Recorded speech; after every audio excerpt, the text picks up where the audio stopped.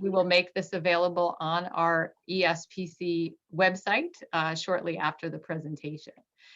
So I am very happy to welcome Pam McDonald to our program tonight. Pam is a licensed clinical social worker. She is an integrative psychotherapist and a somatic experiencing practitioner in private practice here in Frederick. Currently, Pam is doing all of her therapy virtually. Pam's somatic training has taught her to help clients understand their mind-body connections, in particular, working with their nervous systems to bring more resilience and capacity into their lives and relationships. So Pam, I'm gonna hide myself and give you the screen and let you take it from there. Great, thank you. Good evening, everyone. I'm going to share my screen. I have some slides.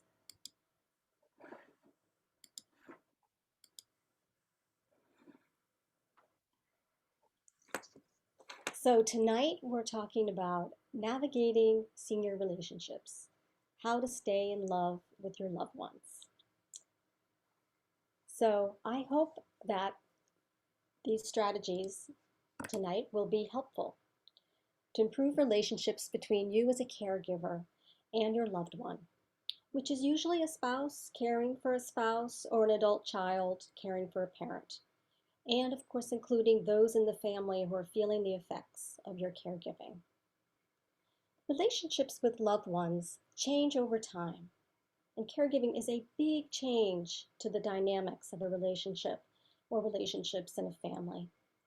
Caregiving demands, roles, needs of the loved one and other family members keep changing, and it can be difficult to keep up with all those demands and the emotional roller coaster that can come with all of those changes. And in addition, and so important to mention here, is that we are almost 1 year into a pandemic. It's an added layer of concern, stress, isolation, and challenge to an already demanding situation. So this evening, I'm going to talk about ways to stay more connected in a healthy way to your loved one and the other important relationships in your lives. And that will begin with being more connected to yourself. So caregiving is an act of great love and commitment, as I'm sure you all know. And in fact, a number of research studies have shown that over 80% of caregivers report that caregiving has had a positive impact in their lives. So caregiving can be rewarding and challenging. Caregiving can be very meaningful and stressful. It's usually never one or the other. There's usually both. So just taking a little deeper look at the research, what we see is some positive experiences gained from caregiving, as reported by caregivers, is a sense of giving back to someone who has cared for them, the satisfaction of knowing that their loved one is getting excellent care. The caregiver has personal growth, increased meaning and purpose in life, and a feeling that passing on a tradition of caregiving is an important value to share with their children. Caregiving may also lead to better attitudes towards oneself and one's life. In several studies around caregiving, over 90% of caregivers reported that they had a greater appreciation for life because of their caregiving experience. They felt needed, appreciated, and important. Caregiving had helped them strengthen relationships with others, develop a more positive attitude toward life, learn a new skill, and having greater physical strength. Actually, they were more active and motivated to take care of themselves.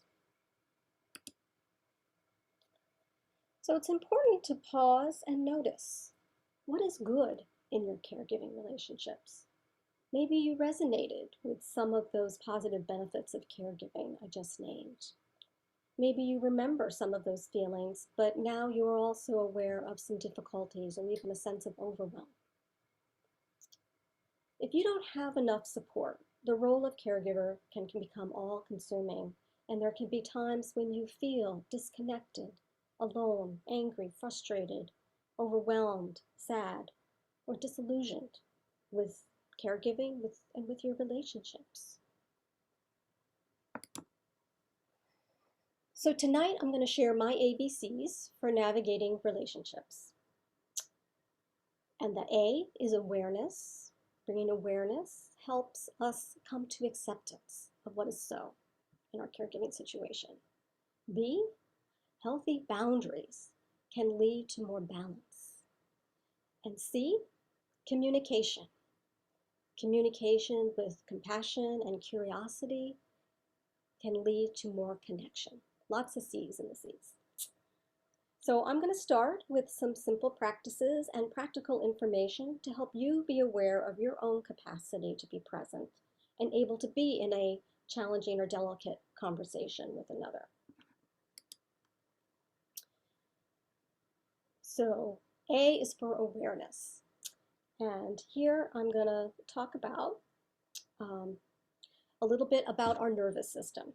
It's going to be, nervous system 101, no worries here, but it's really important to have a basic understanding of our nervous system and how it can create, how we experience stress in the body and how that can affect our capacity to connect. So one of the things that we need to know is when we are feeling grounded or settled in ourself.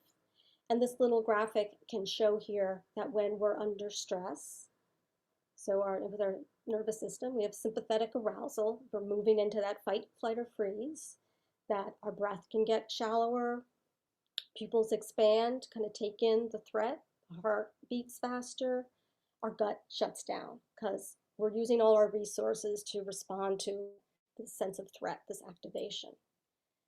Parasympathetic is the other end, the coming down. And here, the pupils go back to normal. We can take in someone close into us. Our breath slows down, our heart rate slows down, and our gut starts working again. We're fully present and alive. So what we need to know is that where are we in our nervous system right now? If we are not aware of how settled or unsettled we are, we can find all kinds of communication and tasks to be very difficult and frustrating. So I'm sharing this other slide. Again, there's a lot of information on here, and we're just going with just some ease and flow here to notice some of those big lines on there and the different colored areas. Just want to explain a little bit more about the nervous system and understanding your window of tolerance. So the autonomic nervous system regulates our body's automatic response to threat in the environment. Notice auto and autonomic. It's automatic. We can't really control it. We get activated by a threat and we start moving in up here, up that hump there towards more fight, flight, and eventually we get really overwhelmed into freeze. So then a lot of times our activation in our modern world and even in our caregiving, it may not be life-threatening, but it might be I can't get someone to answer the phone that I need to speak to, or I'm stuck in traffic and I'm not going to get home in time. I'm on hold forever. So these things can cause the same arousal in our nervous system and release all those stress hormones and then take us out of our window of tolerance. And then we're not very available to maybe be kind to ourselves or to others. And this happens all the time in our culture now. So we can get angry and upset and disconnected with our social engagement. So along with this autonomic nervous system, hang with me here, we also have a vagus nerve. The vagus nerve is the largest nerve in our body, and it works with our nervous system. There is a dorsal vagal and a ventral vagal. And what's important just to realize here that one part, the dorsal vagal, is very ancient, and it's just that freeze. It's that when you think of like the rabbit that freezes when it might get captured. It just is a total shutdown. So that's an old thing in our nervous system that causes us to feel dissociated, numb, hopelessness, shame, because we don't really have access to our full range of being. Ventral vagal, on the other hand, is what humans have. So humans and mammals all have a ventral vagus nerve, and that's our social engagement part. This is the nerve that innervates our eyes, our inner ear, around our mouth, our heart, and again our belly, so that we can connect, we can see each other, we can hear each other, we can feel each other. And then when we do that, we can feel more safe, we can feel more present, we can have curiosity. This is the place we want to be when we're approaching difficult conversations or tender topics.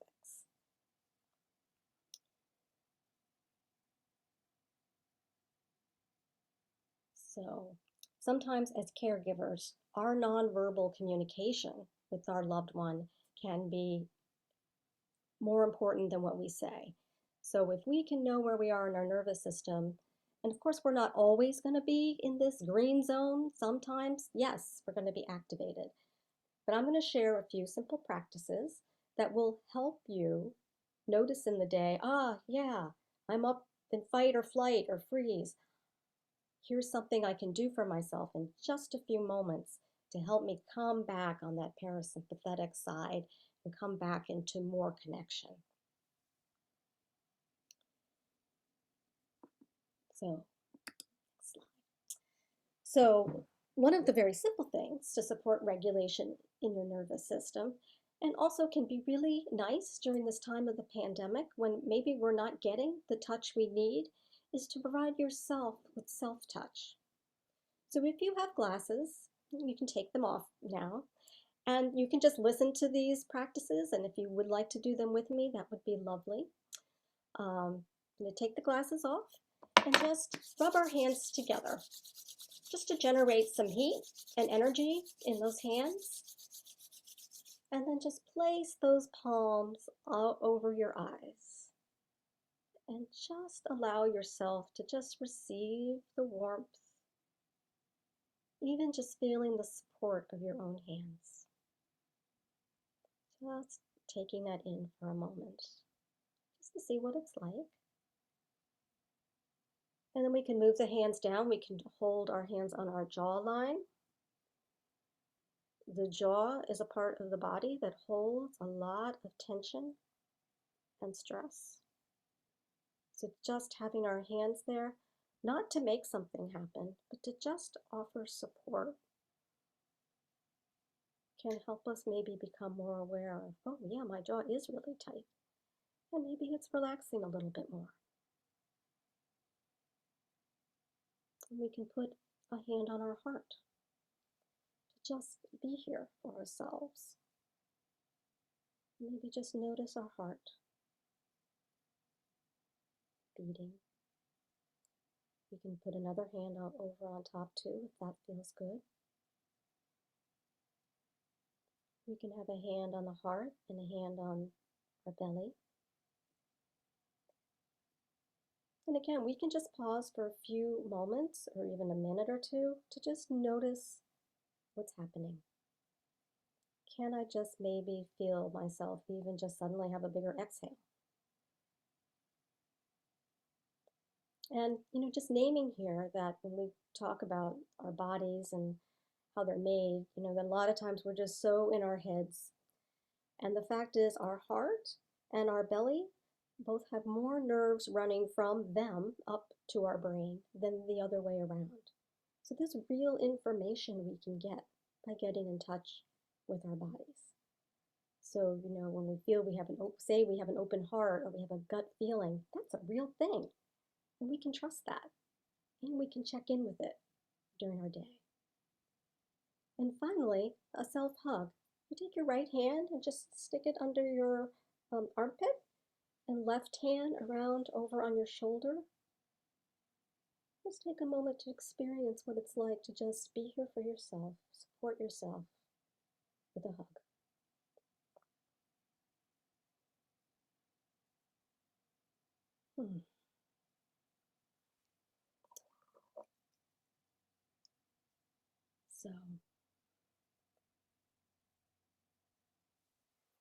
So I am teaching these for you, and you may find them beneficial to also share with your loved one or others in your circle. That's up to you. So I'm going to share a little story here, just out of my practice and working with caregivers. I had a male client who was caring for his wife. She lost the capacity to communicate with speech, and she was just really struggling and with anger at the progression of her disease. He started to withdraw, and he was her primary caregiver. So he was in a very stressful situation.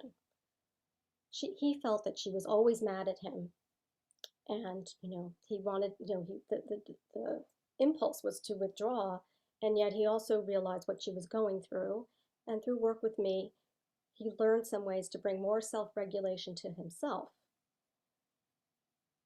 and to start tracking his nervous system and to take breaks. And then he developed more capacity. And then he was like, well, I don't know what to do. I don't know how to connect with her. And I said, why don't you just sit next to her? You don't have to speak. Sit next to her, hold her hand, just be present with her. And he tried that, and it worked. They started to connect again, just with eye contact and just rekindling some connection. And he was able to share how much he loved her. She was able to share her love for him. And, that is just what was needed.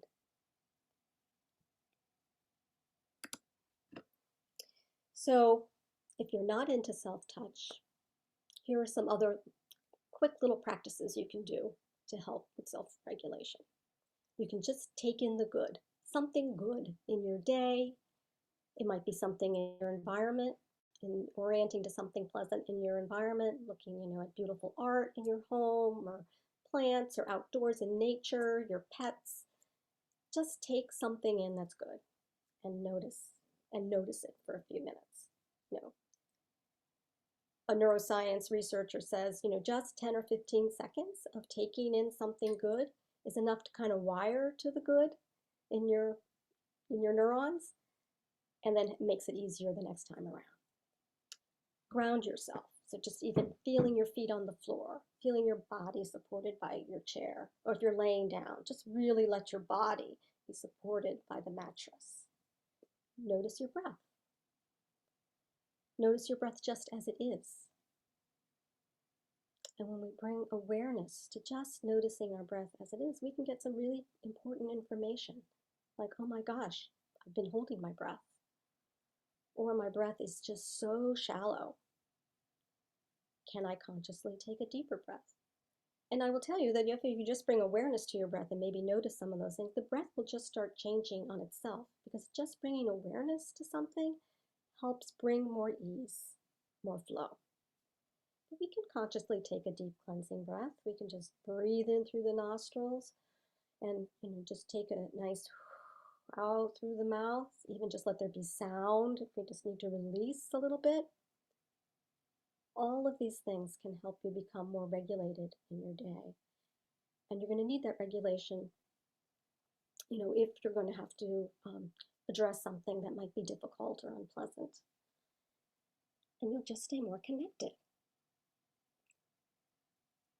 So if you found benefits here, you just might want to use a timer, or maybe have a little sticky note, or just have something around your environment to maybe just clue you in. Maybe every few hours, I can be checking in with myself.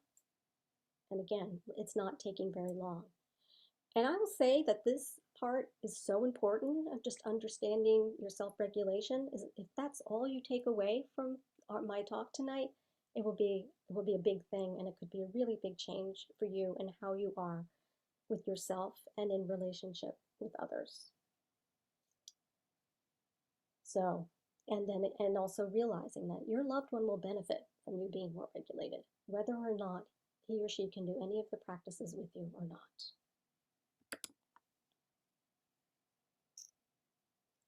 So after trying these few practices, you may find yourself more settled, more present. And so when we have awareness, we can move on to the second part of the A's, acceptance.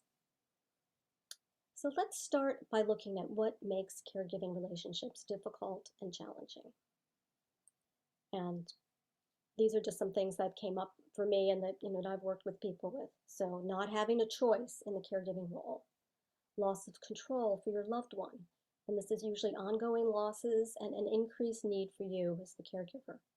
Not having support from other family members, community, outside services, the trajectory of the disease, particularly burdensome chronic diseases, such as when caregiving demands keep increasing over time.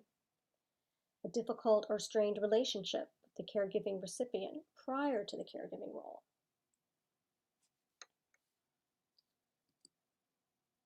So not having a plan. No one in the family has talked about a caregiving plan, the diagnoses, financial needs, the loved one's wishes, beliefs about, what type of medical interventions they want or don't want, death and dying. This can be very overwhelming. Not accepting help. The loved one doesn't want any outside providers caring, or the caregiver thinks that they're the only one that can do it right.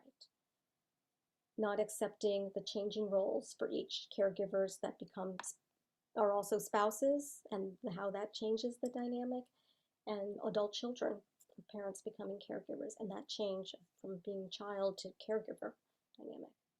Not accepting the restrictions with the pandemic. And lastly, not accepting the difficult feelings that all of the above can bring up. That will, and we're going to get to that list. So just taking a pause here, and as you take in this list, maybe one or more bullet points jumped out at you.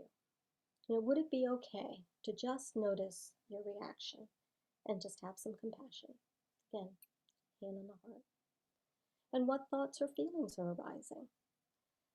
And if, you want to jot some things down, maybe jot down some things that might be coming up for you. And then just thinking, okay, I'm just bringing awareness to this. And if I bring in some acceptance, can it be okay for me to feel what I feel?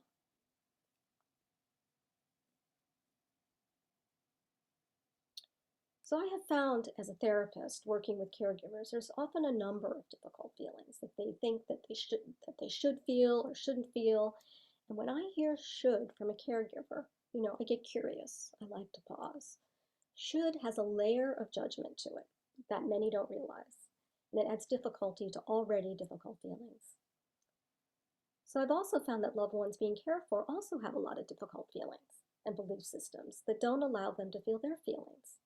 So if one or both parties are feeling stuck or feel fearful of feeling, as an example, at their grief at the losses of independence, then by suppressing their core grief, they may come across as angry, depressed, or uncooperative.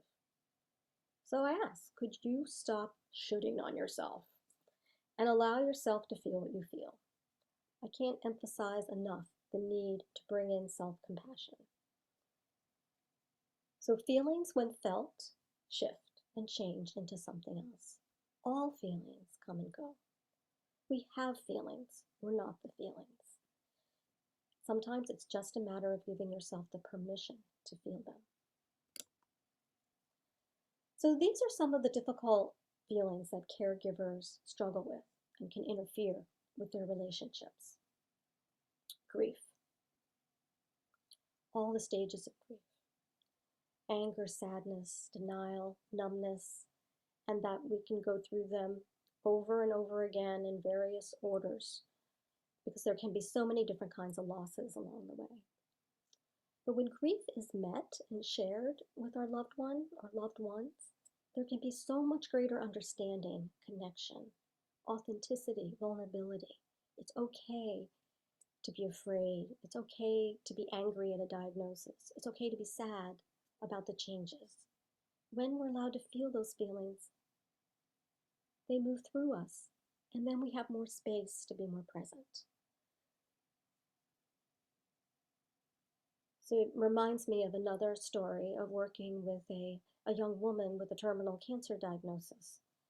And obviously so sad, that she was coming to the end of her life and very close to her family, but suddenly was feeling very separate from them because nobody was talking about death. So she worked with me and worked through her own feelings around coming to the end of her life and death and dying, and then was able to go home the holidays and bring up the elephant in the room And she said, oh, there was just such a big like sigh. And then everybody started sharing and processing what they were feeling, all these stages of grief. And it just was there was so much love in the room and connection, because grief is an expression of love. And when we don't feel grief, we get stuck. The love gets stuck.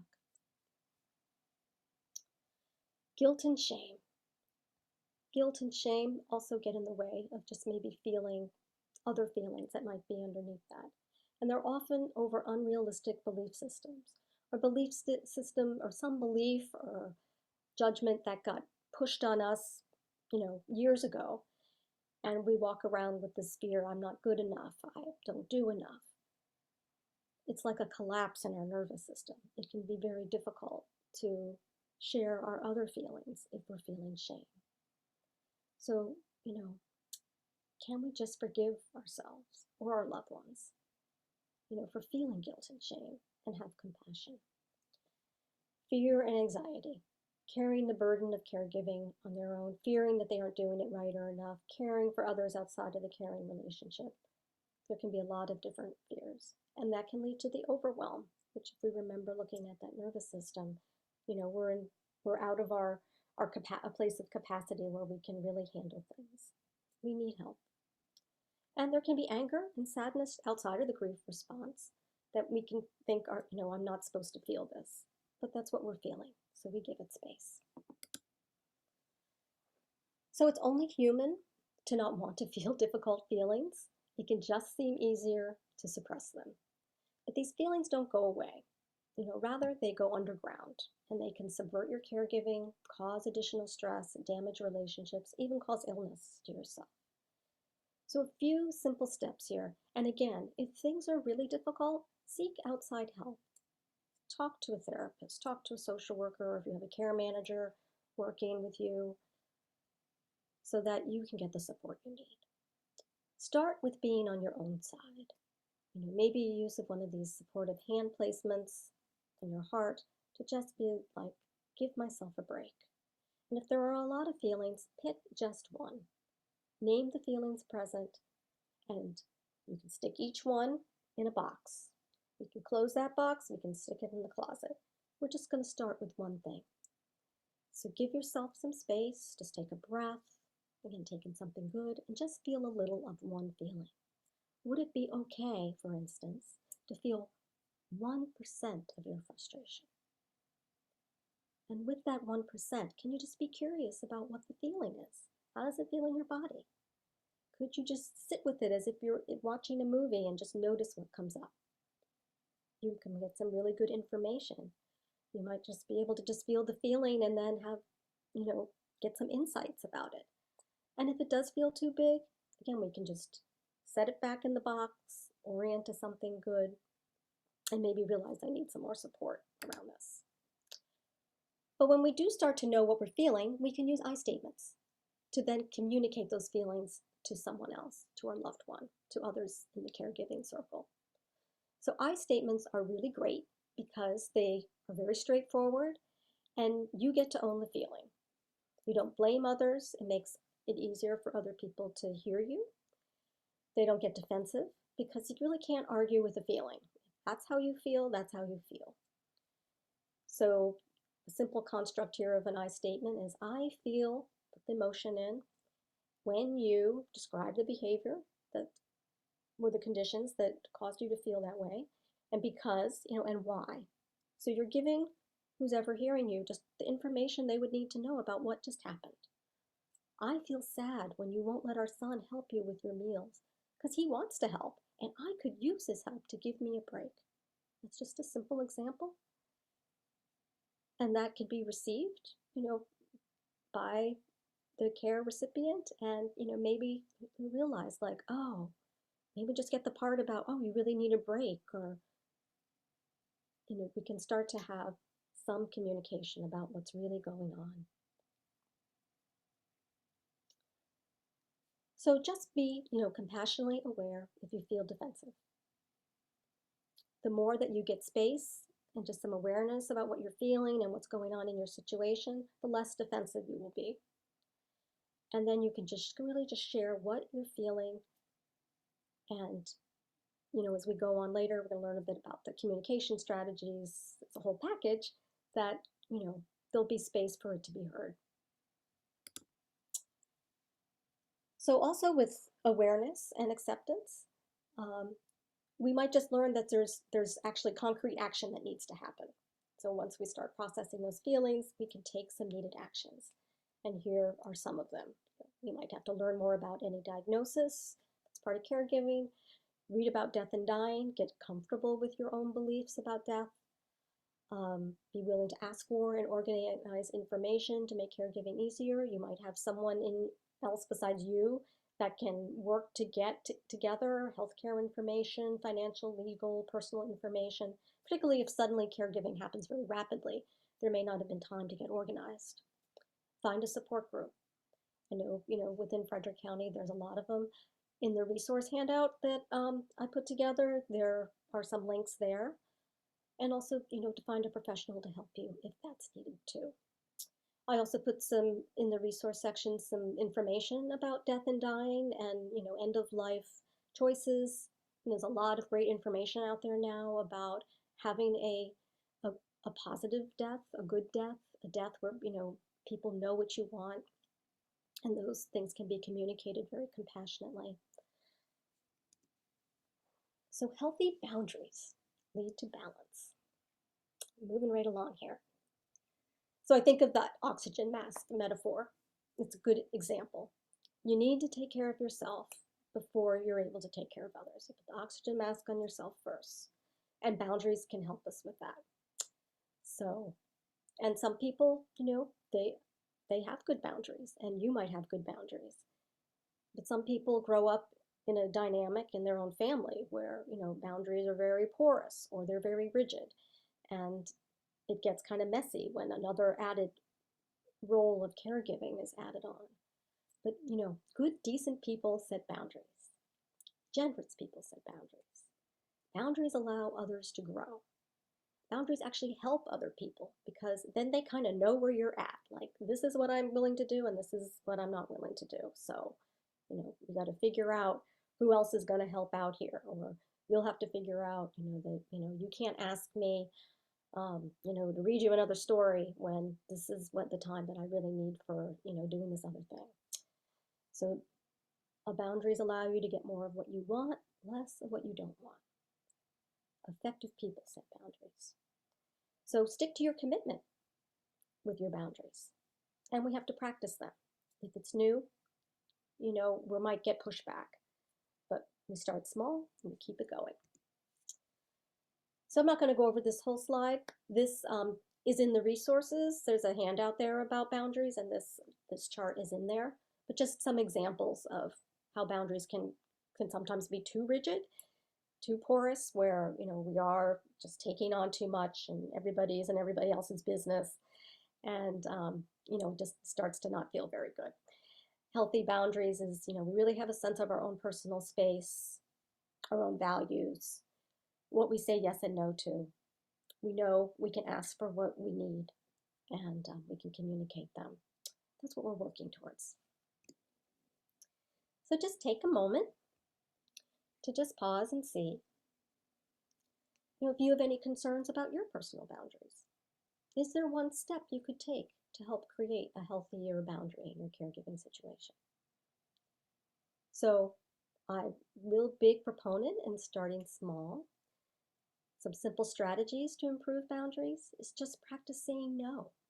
Sometimes we think we have to say yes, or if we say no, we're not being a good person. But a no can be a yes for a needed boundary, both for you and for the other person. Start taking those little self-care moments to check in and settle. That can be a boundary. I need to do self-care throughout my day. I need to kind of check and see where I'm at with my resiliency or my stress level. That can be a great boundary. So our last section, our C, is communication. Lots of C's here.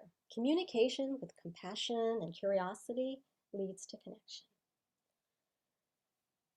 So we've come to some practices on how we can communicate with family members in a way that we can be heard. So from this slide onward, so there's quite a bit of text here, but you don't have to write all this down because this is one of the handouts that I created.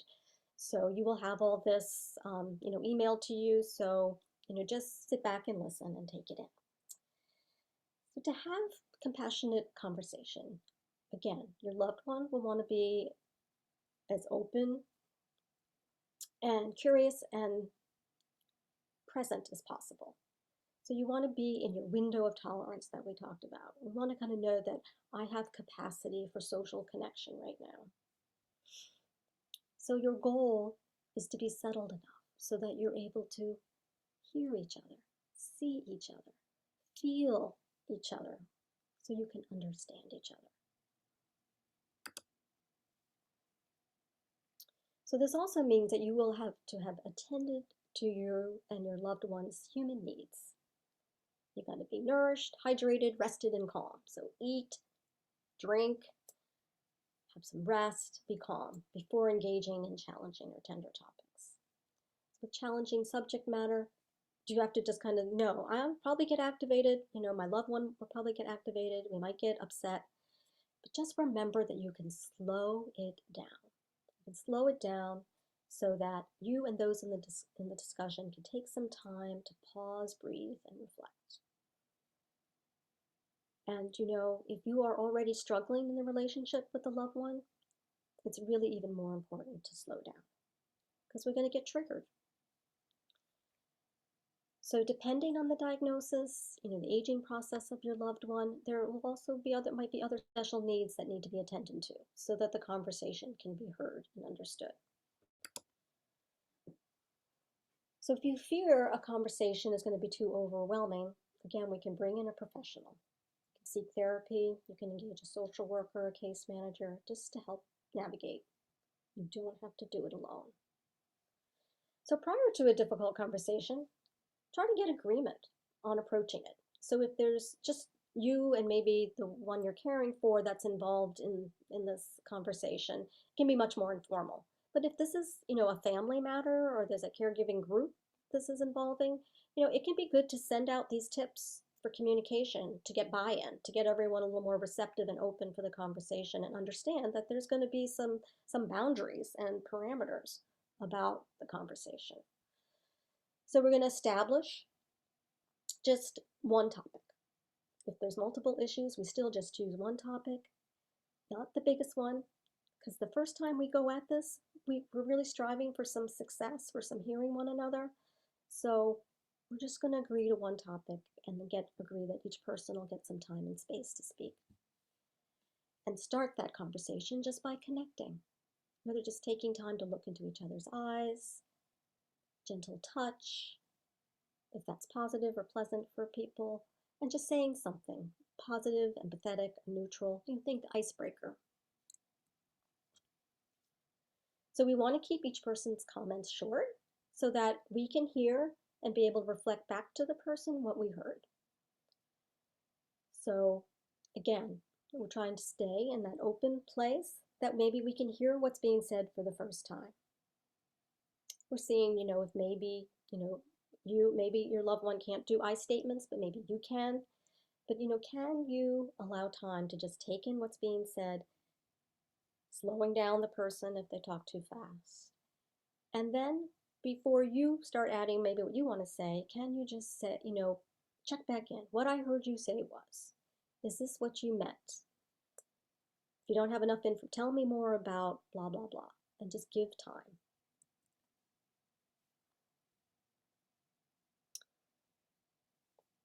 So giving space again for your feelings and thoughts so that this can be reflected back. I think I just said about this, the I statements. So we may not agree with all that's shared. Just try to stay non-judgmental.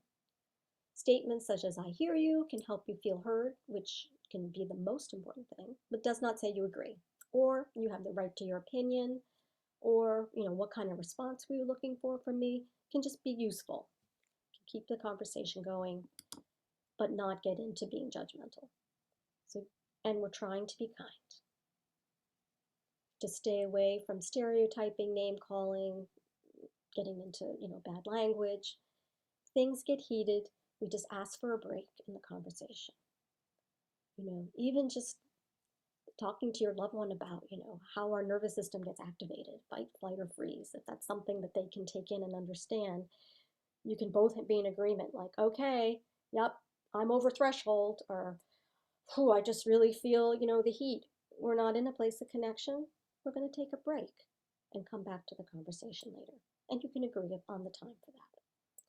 So finally, focus on having a good, safe conversation, not solving the issue. If the focus is solely on a solution, it'll be difficult to hear each other's thoughts and feelings around the issue, which really might be the key to reveal that new information and increase understanding. A new solution might just show itself when we really hear one another. And lastly, just be grateful for your efforts, for you have even trying this together.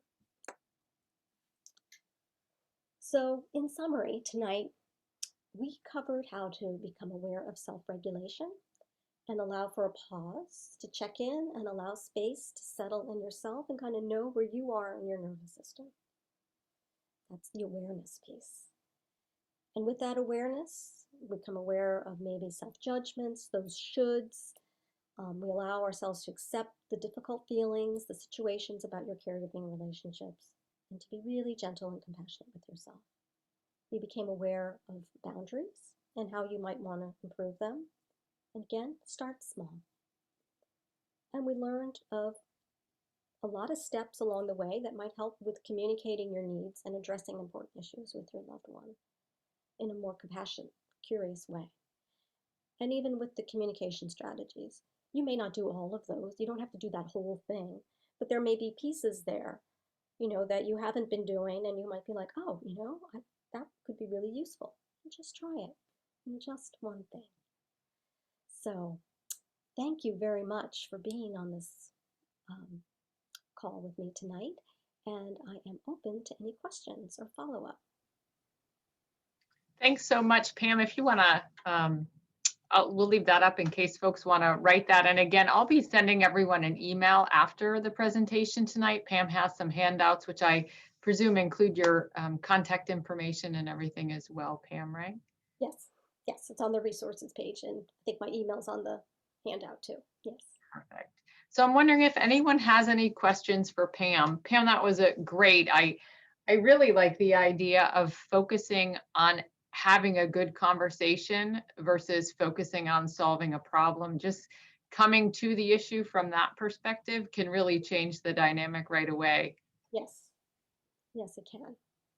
Yeah, really having it be about, hearing each other, understanding what might be underneath, the upset or the difficult situation, because I think that's getting way more closer to, where you need to have your focus and where the solution would be.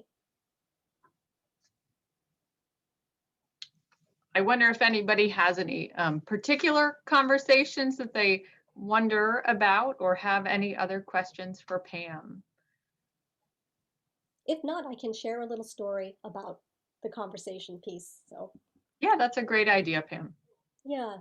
So what reminded me as I was doing this of working with an adult daughter who's caring for her mom, and the mom was living independently, but then had a series of medical things, and she moved in with her daughter, and she had me come in to just start visiting with her mom because she was so worried. She just had so much anxiety that her mom was not getting better, that her mom was not doing enough. Of the PT, physical therapists were coming in. She was having a lot of great resources come in, and she felt her mom was just, had given up.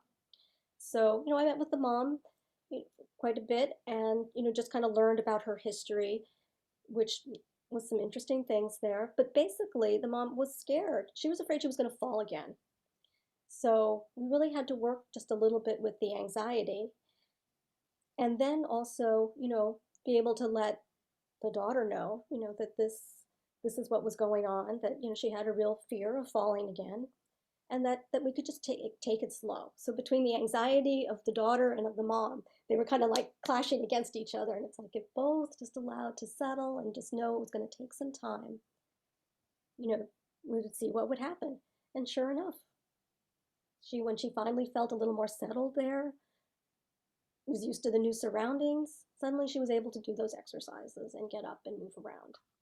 And and then the daughter was able to be able to see the changes and relax more, and it just took the time that it needed to take. That's a great story, Pam. We do have a question. Right. Pam, how do you know, I lost the question. How do you know when it's time to bring in outside help to move the communication further? Hmm. So yeah, great question. And I think it comes back to for the caregiver, how are they feeling themselves? So when we talked about some of those things about doing some self-regulation, kind of knowing where you are in your nervous system, if you're just really so stressed out or upset all the time, you can't seem to get a handle on it, then it can be really helpful to have an outside person just help to bring that space and perspective in to just help process what's going on. And then, you might find your way yourself. But initially, if something is just really, really activating you, triggering you, and you just can't seem to settle yourself, there's probably something that just needs, maybe just talking to a professional for a while. Thank you. Pam, how about when you have, let's say there's a number of siblings, maybe one person is doing the majority of the care, which happens so regularly, but there's a lot of siblings with a lot of opinions. How do you approach a conversation with when it's not just one-on-one, but it might be two or three folks? So, so one thing is to say, we're going to have some regular care meetings.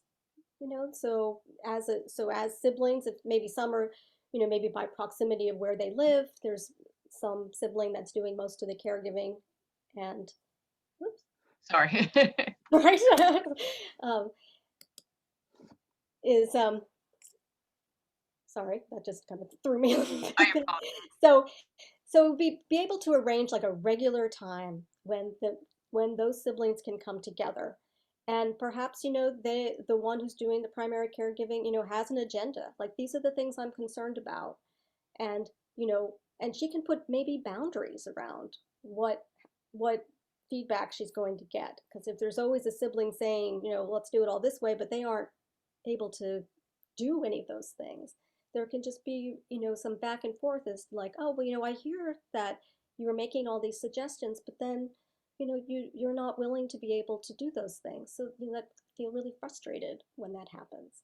So could we get underneath maybe what some of those demands are of the siblings that aren't really participating in it? Might be some fear and anxiety about what's going on, feeling out of control. So we probably want to just go again underneath, maybe with I statements, get to what's underneath these demands that then might be, upsetting to the one who is providing the caregiving, Good to get tips, some better Pam. understanding. Thank you. Pam, how about, do you find it's helpful for a parent to talk with somebody else, such as a professional counselor, or social worker, or therapist, instead of the adult child, that maybe they just aren't comfortable sharing with the child? Is that a good resource to offer your parent, to have an alternative person to talk to? Yes, it can be a great resource, and it depends on the parent. I mean, some parents are open to talking to someone, and some are not.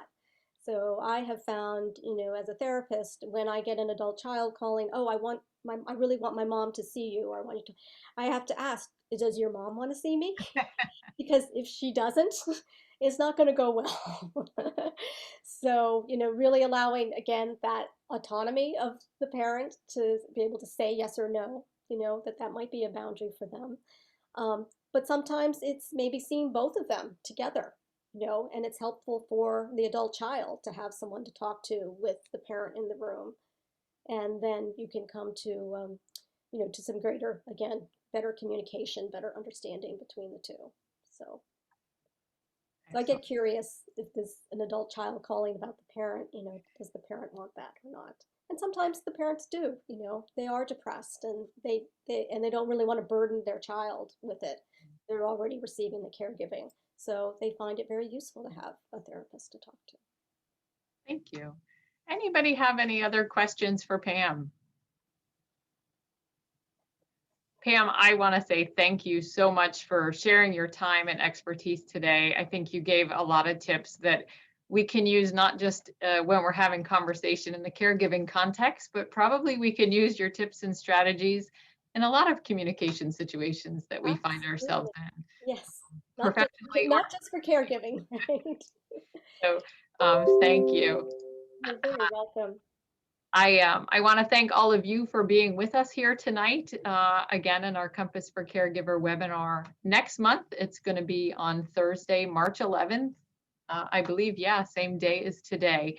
Our topic next month is navigating movement and motion, how to keep the person you care for moving, why it's important to keep them moving. We're really excited to have Katrina Wolf, who's a certified senior fitness specialist, and the owner of Age Well Senior Fitness, present to us to give us some really practical tips and strategies, easy ways to help keep your loved one moving. So registration for that is open. You can find that on the Elder Service Provider Council website, espcfrederick.com.